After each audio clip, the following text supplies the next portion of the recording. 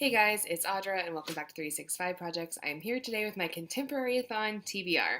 If you don't already know, Contemporaryathon is a readathon all about contemporary books. It is ran by Chelsea, Julie, Natasha, and now Melanie. And they're going to be all listed down below. All of my favorites, so you definitely need to check out these ladies' channels if you have not already. And let's just get into the challenges. It's going to be a really quick one. For whatever reason, I've picked a lot of books that I know like blurbs about, and I don't want to know anything else about them. So you don't get to know anything else about them from this video, but this is what I'm reading for the Contemporaryathon. The first challenge is most recent purchase. Now, right now, my most recent purchase is What Mama Left Me by Renee Watson. Piecing Me Together was my favorite book of 2017, and I found this on the shelf at Barnes & Noble. Did not know it existed, and I am so excited to read it. It is about a girl whose name is Serenity, and her mom has recently passed away, and she's going to live with her grandmother.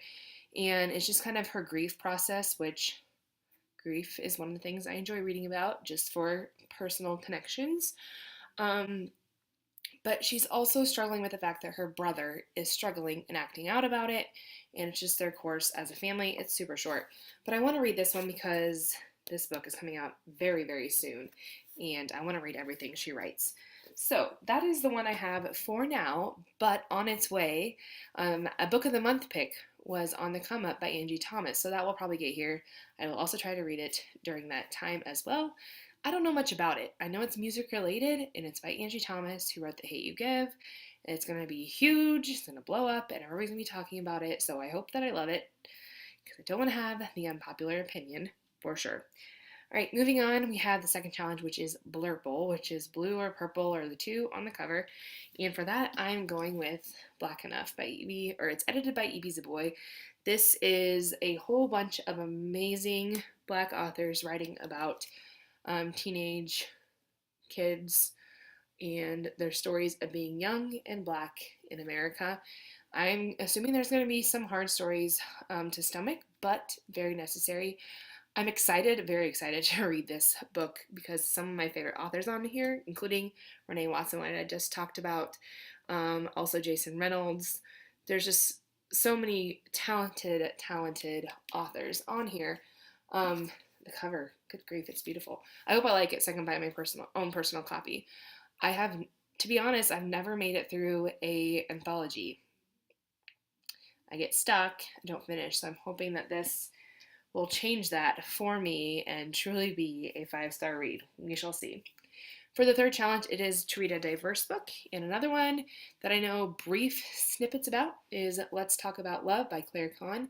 This is Own Voices, and it's about an asexual character, and she tells her girlfriend about it. They break up, she finds a boy, and yeah, romance ensues, I guess. I guess something I failed to mention was that I'm kind of doing this in continuation with Blackathon. All of these are Black authors, Black protagonists. You should probably know that, okay? Challenge number 4 is dark, taboo, or emotional, and I'm going to go with My Sister, the Serial Killer. I've heard nothing but great things about this book, and it's super duper short.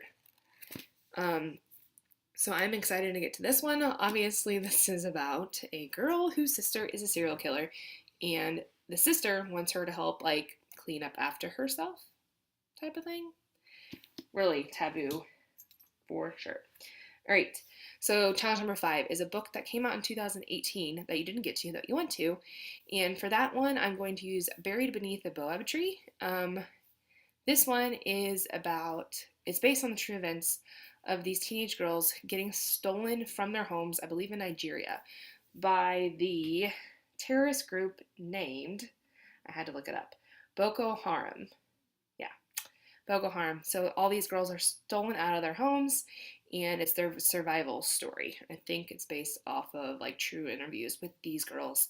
It's a very short book, YA novel as well, so I'm excited but kind of terrified to read that because that's just absolutely heart-wrenching, and I might get a little anxiety about it just talking about it. So yeah, moving on.